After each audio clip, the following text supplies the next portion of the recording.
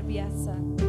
Hari yang Kau jadikan pada hari ini Tuhan, kasih setiamu selalu baru buat setiap kami. Sehingga kami boleh ada sebagaimana kami ada semua karena anugerah-Mu. Dan hari ini Tuhan dengan segenap hati, dengan segenap jiwa kami mau memuji, meninggikan nama-Mu. Ini yang menjadi kerinduan kami Tuhan. Bahwa jiwa kami haus kepada Engkau, jiwa kami dahaga akan Engkau Tuhan. Kami rindu untuk memandang wajah-Mu Bapa. Dan biarlah kami bersama umat-Mu boleh memuji dan meninggikan nama-Mu. Dan biarlah Engkau disukakan oleh setiap puji-pujian umat-Mu. Kami mau bersuka cita, kami mau bergirang Tuhan. Dalam nama Yesus Kristus. Haleluya. Amin. Pagi ini kita akan sama-sama naikkan satu pujian dari Mazmur 63. Pemazmur mengatakan, ya Tuhan, Engkau Allahku. Aku mencari wajah-Mu. Jiwaku haus kepadamu, rindukan-Mu. Biarlah ini menjadi doa setiap kita pagi ini. Biarlah ini menjadi seruan nyanyian doa kita pagi ini. Bahwa kita ingin mencari wajah Tuhan. Kita haus kepada Tuhan. Kita merindukan Tuhan. Terima kasih Tuhan.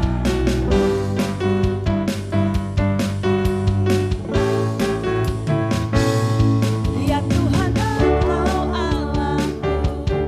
Aku mencari wajah-Mu. Jiwaku haus kepadamu, rindukan-Mu. Ku pandang tempat kudus-Mu sambil melihat kemuliaan-Mu. Sebab kasih setiamu lebih baik dari hidup. Ku memuji Tuhan. Ku memuji Tuhan seumur hidupku. Dan menaikkan tanganku demi nama-Mu. Sungguh Engkau menjadi penolongku. Di bawah naungan sayap-Mu, jiwaku melekat kepadamu.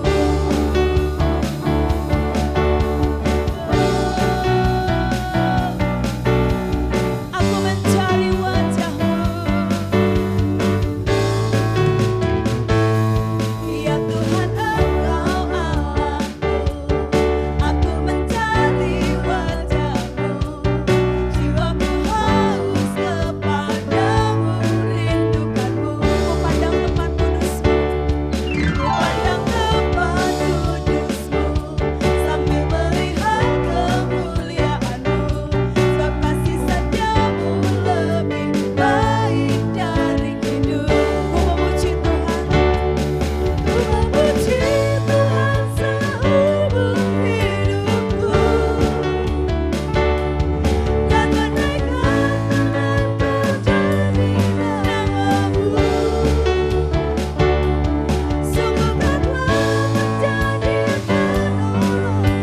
Di bawah naungan sayap-Mu, jiwaku melekat kepadamu. Ku memuji Tuhan seumur hidupku. Dan menaikkan tanganku demi nama-Mu. Sungguh Engkau menjadi penolongku. Di bawah naungan sayap-Mu, jiwaku melekat kepadamu.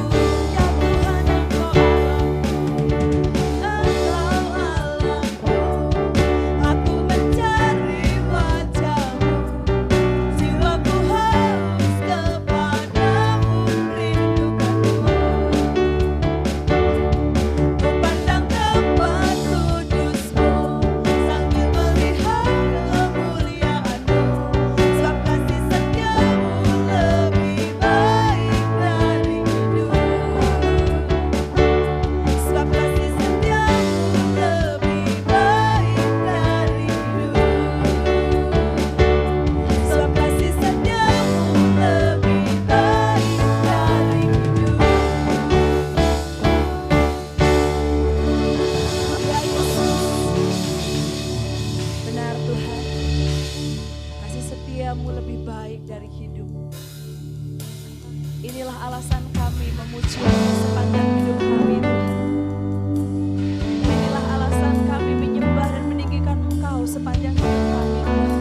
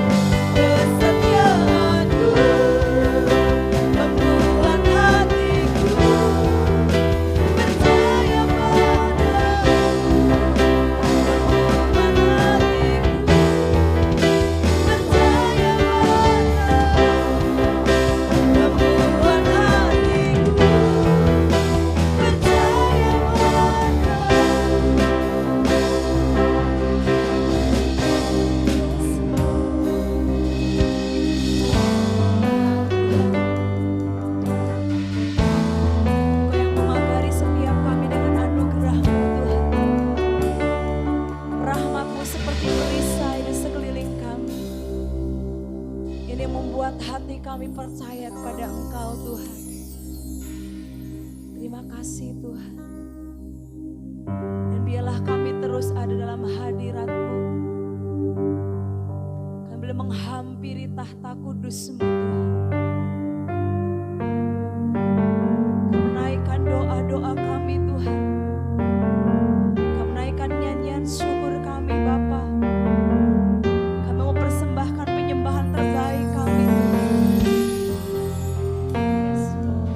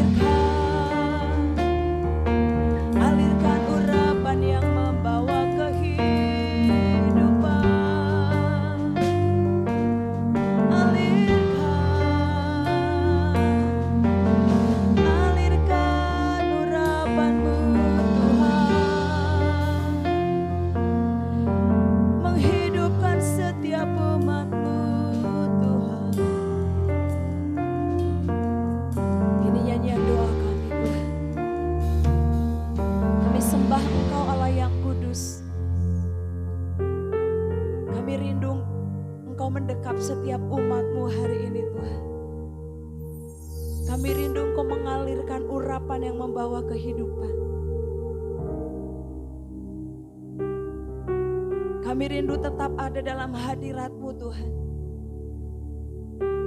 Kami rindu tetap bersekutu dengan Engkau Tuhan.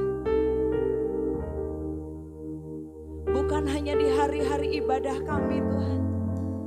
Tapi setiap saat, setiap waktu kami rindu bersekutu dengan Engkau. Karena dekat dengan Engkau ada kehidupan. Dekat dengan Engkau kami mendengar suara-Mu Tuhan. Urapi setiap kami Tuhan. Berbicaralah kepada setiap kami Tuhan. Mengalirlah ya Roh Kudus di tengah-tengah kami Bapa. Berbicaralah kepada setiap umat-Mu hari ini Tuhan. Karena kami hidup hanya oleh firman-Mu. Kami mau siapkan hati kami Tuhan. Untuk mendengar kebenaran firman.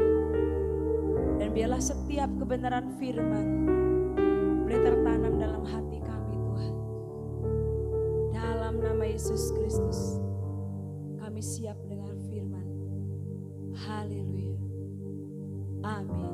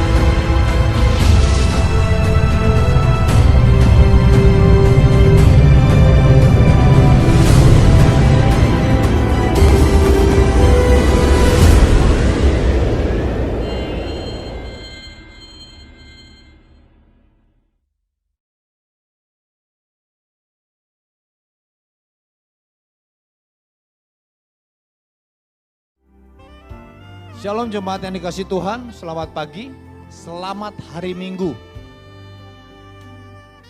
Hari ini saudara kita sudah masuk kembali di bulan yang baru.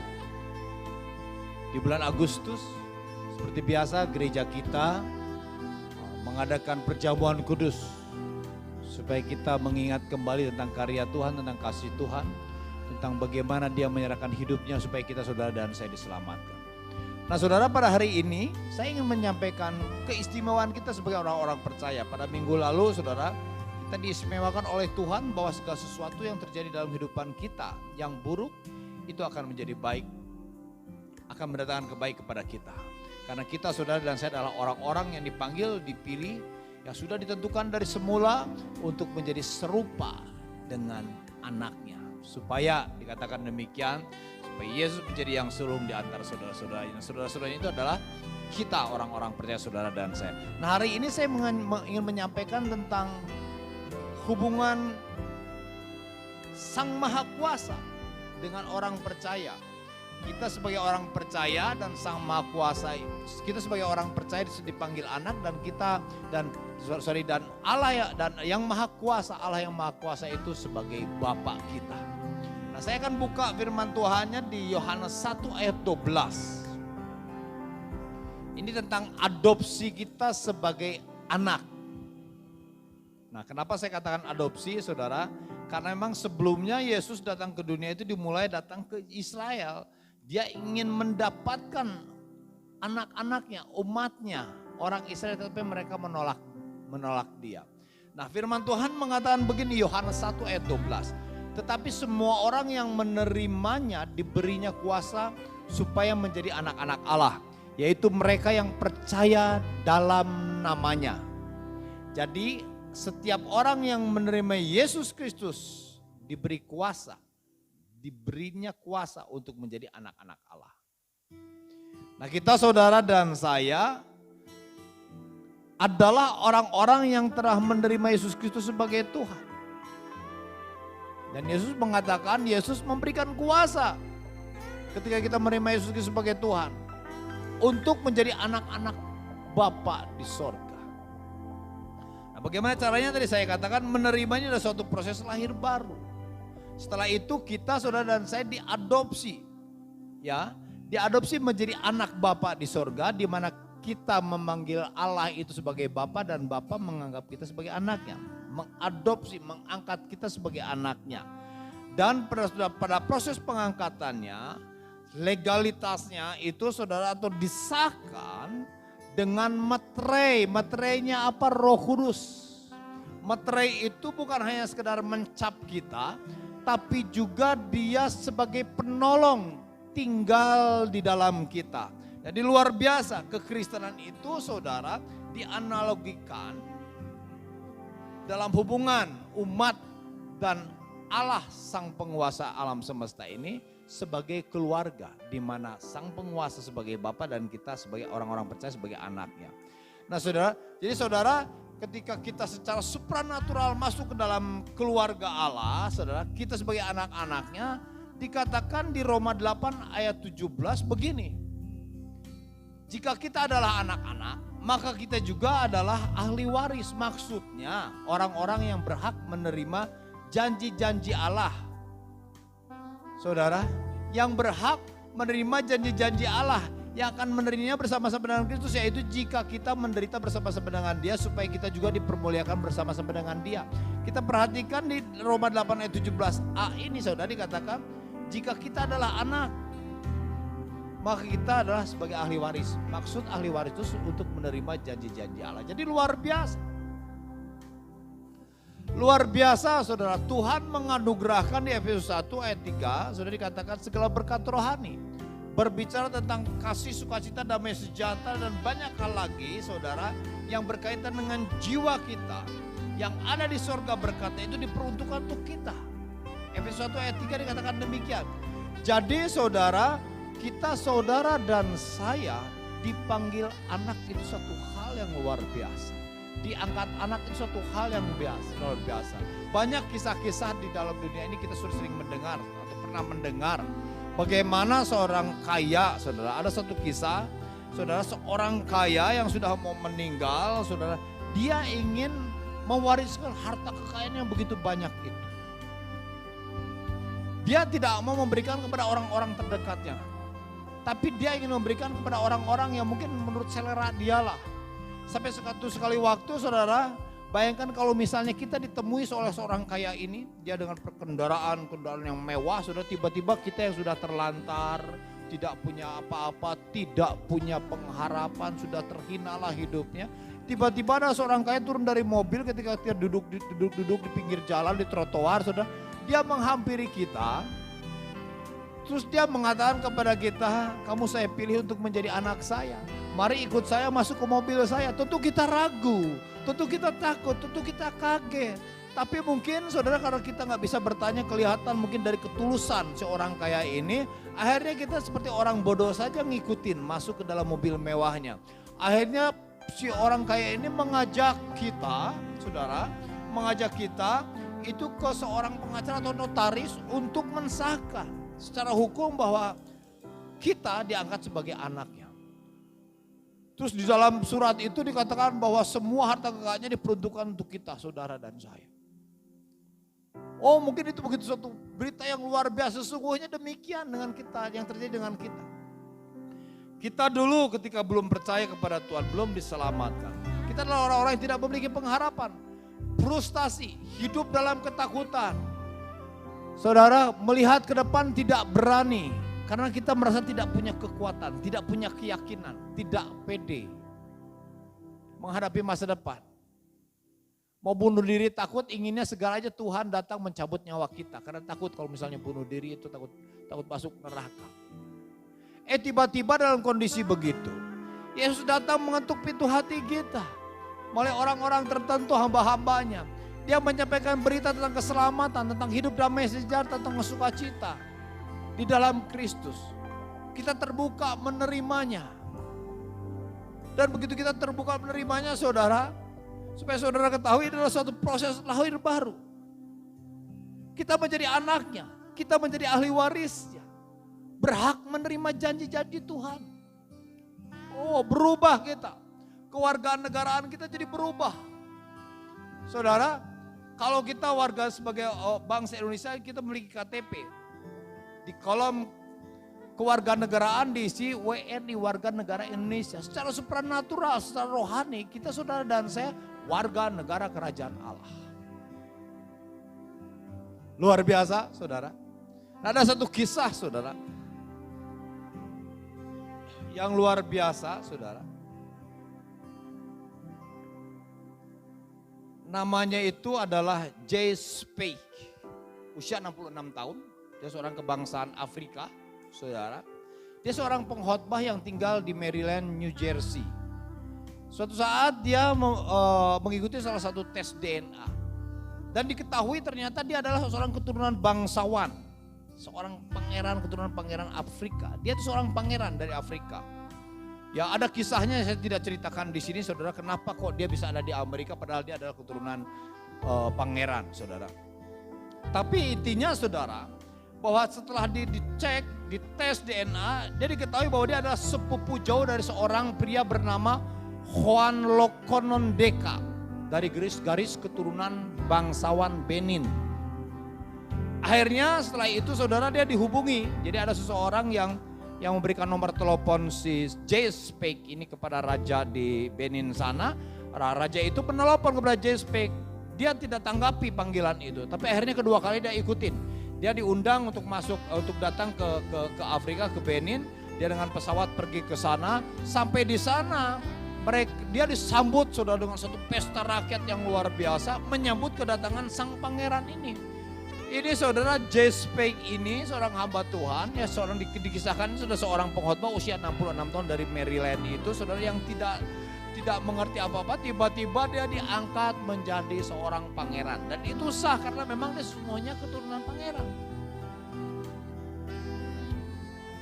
Saudara, dia akhirnya dididik tata cara kehidupan sebagai pangeran atau sebagai orang bangsa atau sebagai orang keturunan raja. Demikian juga kita saudara dan saya saudara. Saudara dan saya dikatakan di dalam firman Tuhan, tetapi semua orang yang menerimanya diberi kuasa. Diberinya kuasa untuk menjadi anak Allah. Saudara dan saya diangkat, diadopsi, dibateraikan oleh Roh Kudus. Yang bukan hanya sekedar cap, tapi Roh Kudus itu tinggal di dalam kita saudara dan saya. Jadi kita saudara dan saya itu adalah ahli waris. Dikatakan Roma 8 ayat 17a. Jikalau kita adalah anak maka kita juga adalah ahli waris. Maksudnya orang-orang yang berhak menerima janji-janji Allah. Janji pemeliharaan, penyertaan, perlindungan, hidup kekal, saudara. Segala sesuatu akan dipelihara oleh Tuhan, saudara. Itu diperuntukkan untuk kita, saudara dan saya. Jadi kita memiliki hubungan yang berbeda nih sebagai orang yang mengikuti Allah atau mengikuti Tuhan, mengikuti Sang Maha Kuasa. Analogi sekali lagi di dalam kekristenan itu sebagai suatu keluarga. Di mana kita orang percaya sebagai anaknya dan sang penguasa Allah itu sebagai Bapa kita. Jadi ada kedekatan yang luar biasa yang Tuhan ingin bangun di dalam kehidupan kita saudara dan saya. Jelas saudara sebagai anak ada konsekuensi logisnya. Di Roma 8 ayat 14 dikatakan jika kita saudara dan saya adalah anak. Jadi kita itu hidup harus dipimpin oleh Roh Kudus. Dikatakan demikian Roma 8 ayat 14.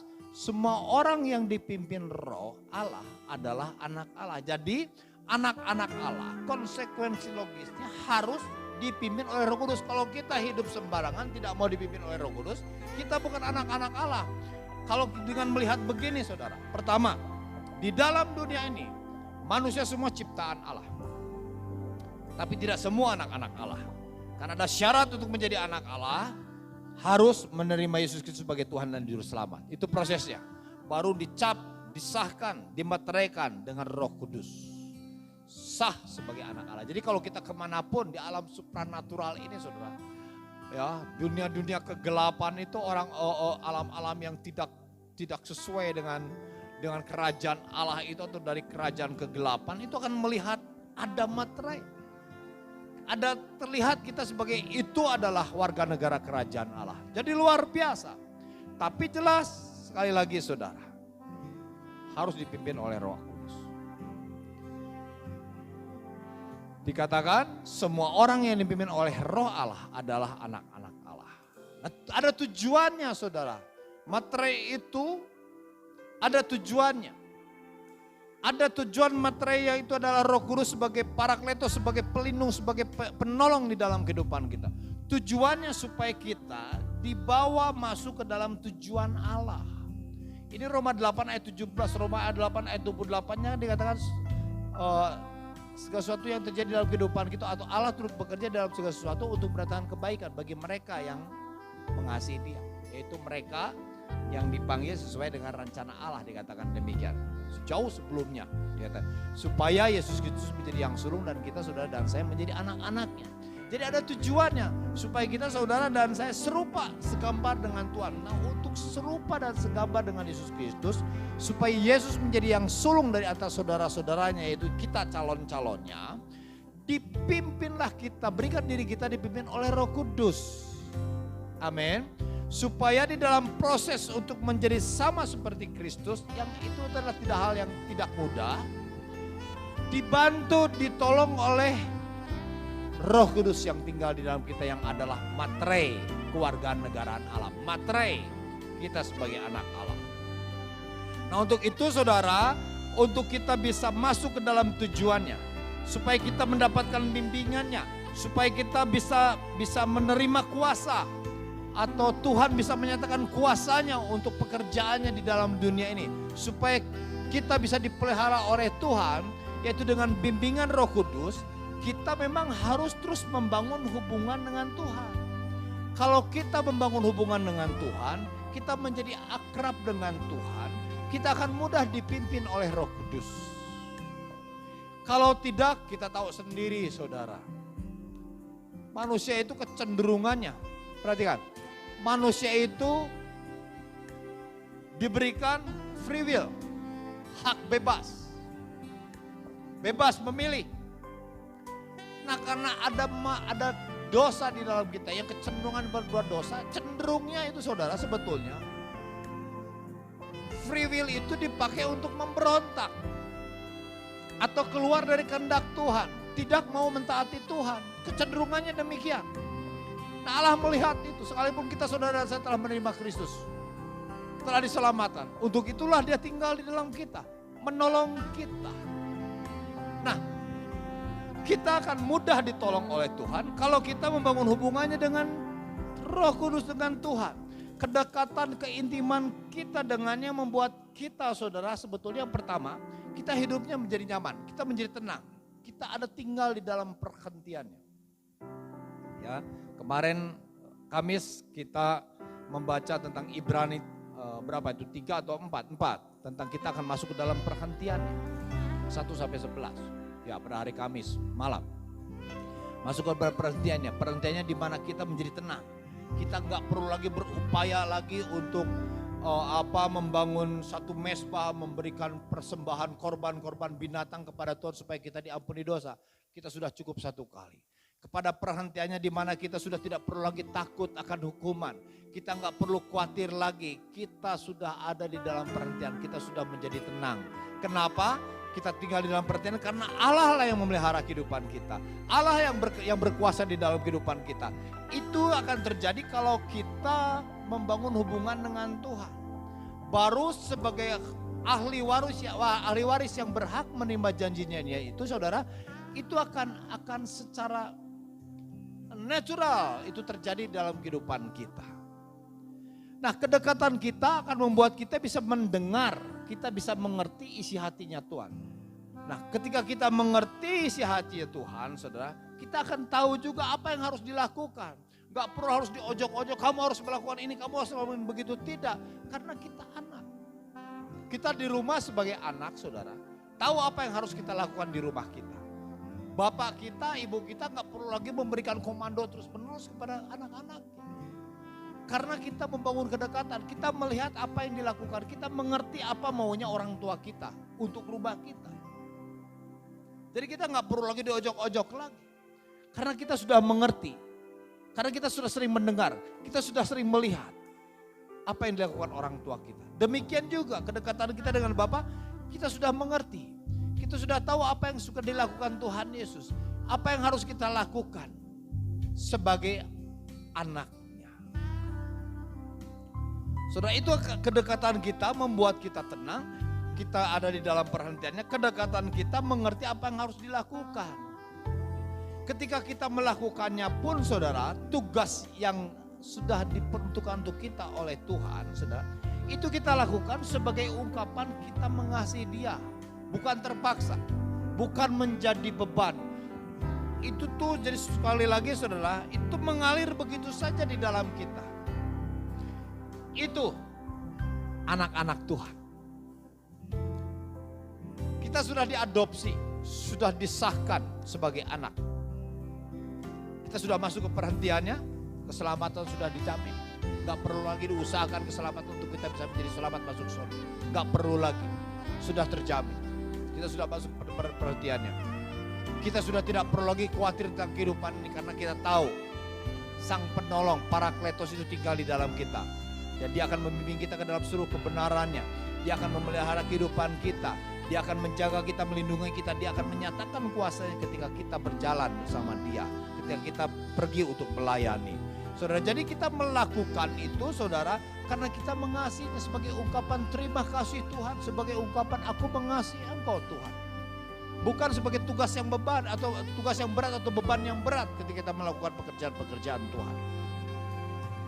Karena jelas sering sekali saya menyampaikan Efesus 2 ayat 10. Kita ini buatan Allah, diciptakan di dalam Kristus Yesus untuk melakukan perbuatan baik yang telah dipersiapkan Allah jauh sebelumnya. Ia mau supaya kita ada di dalamnya. Di dalam tujuan Allah, di dalam apa yang telah dirancangkan pekerjaan Bapa di surga untuk kita sebagai anak-anaknya. Itu telah dipersiapkan jauh sebelumnya. Nah, ketika kita dekat dengan Dia, kita akan melakukannya dengan sebagai ungkapan terima kasih, sebagai ungkapan kasih sayang kita kepada Bapa. Bukan sebagai beban. Bukan karena kita ingin diberkati. Oh, saya akan melayani di gereja karena orang-orang di gereja itu kalau melayani hidupnya diberkati. Saya akan melayani supaya saya diberkati. Tidak demikian. Kita melayani di gereja sebagai ungkapan mengasihi Tuhan. Bukan karena ingin diberkati. Kita memberi persepuluhan bukan untuk diberkati Tuhan. Karena kita mengasihinya. Kita melepaskan pengampunan. Kita mengampuni orang-orang yang telah mengecewakan kita, mengkhianati kita. Karena kita mengasihi Bapa di surga. Bukan sebagai beban. Kita mengampuni adalah perintah Tuhan. Kalau kita melakukan bukan terpaksa. Karena kita melihat kasih Tuhan yang telah mengampuni kita. Jadi segala sesuatu itu bukan menjadi beban. Itu ciri-ciri anak-anak Allah. Jadi perhatikan di sini. Alam semesta nih, makhluk hidup, semua ciptaan Allah. Manusia semua ciptaan Allah. Tapi tidak semua manusia itu anak Allah. Anak Allah adalah orang-orang yang telah menerima Yesus Kristus sebagai Tuhan. Ketika kita menerima Yesus sebagai Tuhan, Yesus memberi kuasa kepada kita untuk menjadi anak-anak Allah. Dan kita berhak memanggil Dia Bapa. Ya Aba, ya Bapa. Satu panggilan yang akrab. Sebagai panggilan yang sungguh aku mengasihi Engkau Tuhan. Tapi di dalamnya saudara, ciri-ciri orang atau anak Allah dia harus dipimpin oleh Roh Allah. Tidak bisa dipimpin oleh dirinya sendiri. Karena kita sudah menjadi milik Allah. Allah berotoritas di dalam kehidupan kita. Allah bebas memimpin kehidupan kita. Kita harus menyerahkan semua dalam kehidupan kita kepada Dia. Berikan diri kita dipimpin oleh Roh Allah, maka kita sudah dan saya menjadi anak-anak Allah. Bagaimana kita supaya bisa dipimpin oleh Allah? Kita membangun kedekatan hubungan dengan Tuhan. Ketika kita mendengar atau mendekat membangun hubungan dengan Tuhan, saudara, kita sudah selesai. Kata Tuhan mengatakan sudah selesai. Gak perlu berupaya lagi, saudara. Kita mendapat pemahaman bahwa kita gak perlu berupaya lagi untuk supaya kita masuk surga. Karena semua sudah diselesaikan dengan Tuhan. Kita gak perlu khawatir lagi, perlu takut lagi. Karena Tuhan ada di dalam kita, Roh Kudus. Dia akan menolong, dia akan melindungi kita, dia akan membimbing kita. Ketika kita dekat dengannya, kita akan mendengar isi hati Tuhan. Kita akan tahu apa yang harus dilakukan, tidak dengan terpaksa. Semua apa yang Tuhan perintahkan untuk kita lakukan bukan terpaksa, bukan menjadi suatu beban. Tapi sebagai ungkapan kita, ungkapan terima kasih kita kepada Tuhan. Ungkapan kasih kita kepada Tuhan. Ketika kita melakukan bukan sebagai supaya kita diberkati. Karena kita saudara dan saya telah diberkati. Bahkan dikatakan ketika kita percaya kepada Tuhan, saudara, segala berkat rohani di dalam surga telah diperuntukkan untuk kita saudara dan saya. Kalau rohani diberkati pasti kehidupan jasmani kita jadi diberkati. Itu adalah suatu kepastian. Tidak perlu diragukan lagi. Jadi kita sebagai anak-anak Allah saudara, kita sudah betul-betul memiliki keistimewaan yang luar biasa di dalam dunia ini. Dipimpin oleh Roh Kudus, tujuannya supaya kita menjadi serupa dengan Allah. Supaya kita memiliki karakter kerajaan Allah. Memiliki mindset kerajaan Allah. Seperti tadi saudara J. Spade itu. Ketika dia diketahui setelah dicek DNA-nya bahwa dia adalah keturunan bangsawan. Dia dipanggil ke sana, dia harus dididik di sana. Untuk dia memiliki budaya kerajaan itu. Demikian juga kita saudara dan saya. Dididik tuh melalui pembacaan firman. Dididik terus setiap hari melalui bimbingan Roh Kudus yang tinggal di dalam kita. Supaya kita memiliki mindset kerajaan Allah. Supaya kita memiliki karakter kerajaan Allah. Dan itu yang akan dirasakan dunia. Itu yang akan membedakan. Karena 1 Yohanes 3 saudara ayat pertama dikatakan bahwa ketika kita menjadi anak-anak Allah, kita tidak dikenal lagi dunia. Atau istilahnya mungkin dunia tidak suka sama kita. Karena kita berbeda. Dan anak-anak Allah itu selalu membuat kebenaran dan mengasihi saudaranya. Jelas mengasihi Tuhan juga. Jadi itu ciri-ciri sebagai anak-anak Allah saudara. Jadi kita betul-betul akan dibimbing oleh Roh Kudus supaya kita masuk terus kepada tujuan Allah. Ada tujuannya saudara untuk kita menjadi anak Allah itu di mana kita memanggil dia Bapa. Dia ingin juga perhatikan nih hal yang terakhir yang ingin saya sampaikan. Bapa di sorga ingin supaya banyak orang menjadi anak-anaknya. Dan itu adalah tugas kita untuk mengajak banyak orang menjadi anak-anaknya Bapa di surga. Bukan hanya kita saja. Supaya banyak orang memiliki mindset kerajaan Allah. Supaya banyak orang tidak ketakutan lagi dihukum. Supaya banyak orang tidak berupaya untuk dia bisa diselamatkan dan masuk surga. Karena di dalam Tuhan Yesus Kristus semua sudah diselesaikan. Supaya banyak orang tinggal di dalam perhentiannya. Di mana kita sudah tinggal aman. Hanya dekat Allah saja aku tenang. Daripadanya lah perlindunganku. Daripadanya lah kekuatanku. Daripadanya lah segala sumber berkat buat aku. Saudara, Bapa mengajak kita juga hal terakhir sekali lagi yang saya sampaikan. Bapa menginginkan kita untuk mengajak banyak orang supaya diadopsi oleh Tuhan. Bagaimana caranya diadopsi? Kembali ke Yohanes 1 ayat 12. Supaya setiap orang yang percaya dikatakan, tapi semua orang yang menerimanya diberinya kuasa untuk menjadi anak-anak Allah. Tapi semua orang yang menerima Yesus Kristus diberi Yesus Kristus kuasa untuk menjadi anak-anak Allah. Jadi banyak orang harus kita ajak untuk menjadi anak-anak Bapa di surga.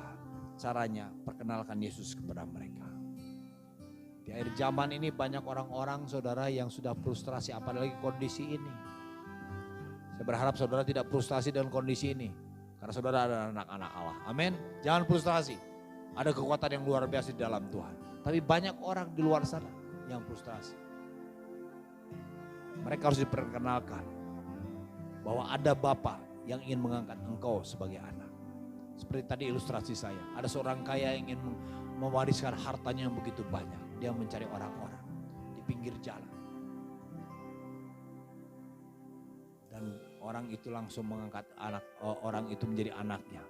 Dan membawanya ke notaris, mensahkan dia sebagai anaknya. Dan mewariskan semua harta kekayaannya. Demikian juga Bapa di sorga.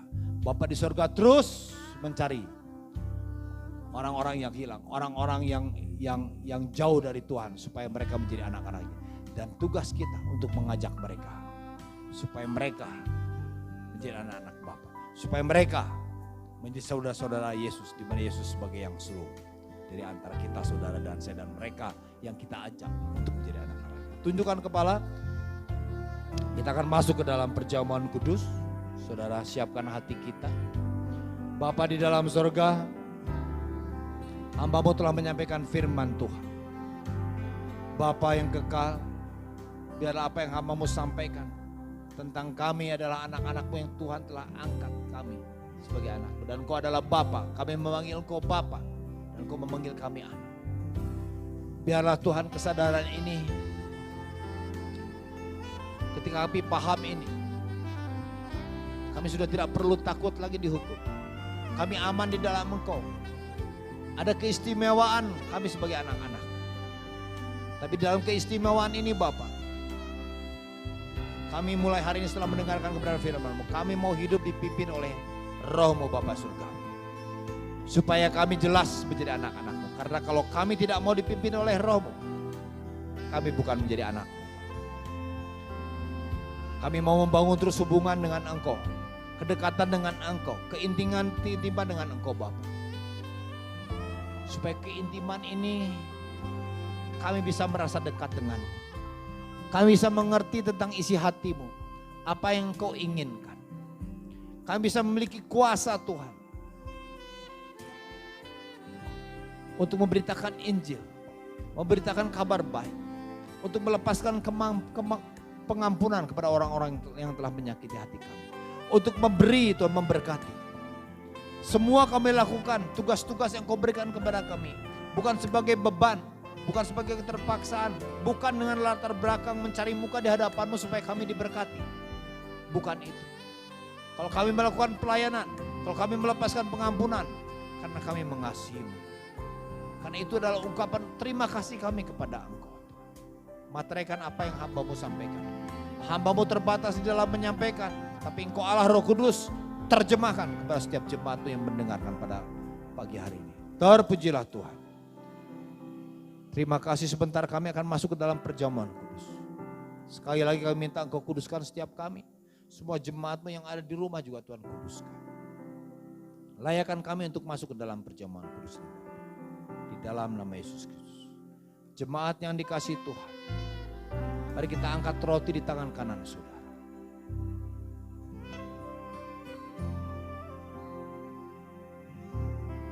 Melalui perjamuan ini jemaat yang dikasihi Tuhan. Roti ini adalah tubuh Kristus yang telah dipecah-pecahkan. Biarlah melalui tubuh ini, firman Tuhan mengatakan oleh bilur-bilurnya kita dipulihkan. Kita telah menerima pemulihan.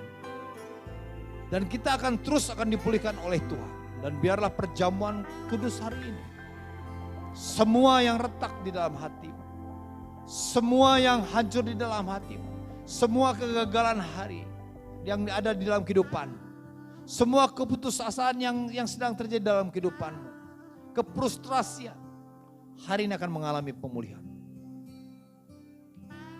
Melalui berkat tubuh Kristus. Mari kita sama-sama makan di dalam berkat Tuhan Yesus Kristus.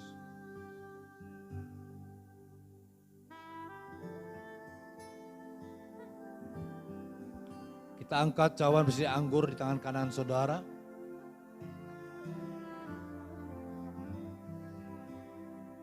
Cawan ini adalah materai daripada perjanjian baru dikatakan oleh Tuhan Yesus Kristus. Tuhan ingin kita melakukan ini. Ketika kita makan roti dan minum cawan ini, kita akan mengingat kembali apa yang telah dilakukan Tuhan. Karena melalui cawan ini darahnya tercurah di kayu salib. Firman Tuhan mengatakan tanpa penumpahan darah tidak ada pengampunan. Pengampunan kita terima ketika Tuhan Yesus Kristus menyelesaikan semua itu di kayu salib. Di mana Dia mencurahkan darahnya di kayu salib. Hari ini kita telah menang. Tapi biarlah melalui persekutuan dengan darah Kristus hari ini, Dia akan melindungi kita. Kalau kita saudara dan saya ada sakit penyakit, biarlah Tuhan akan menyembuhkannya. Semua hal yang terjadi dalam kehidupan kita yang juga mungkin banyak hal yang belum diselesaikan, yang belum tuntas dalam kehidupan kita. Tuhan akan menyertai kita untuk menuntaskan semua itu. Tuhan akan membawa kita terus naik tidak turun. Supaya kita menjadi anak-anak yang dikasihi. Mari kita sama-sama minum anggur di tangan kanan saudara.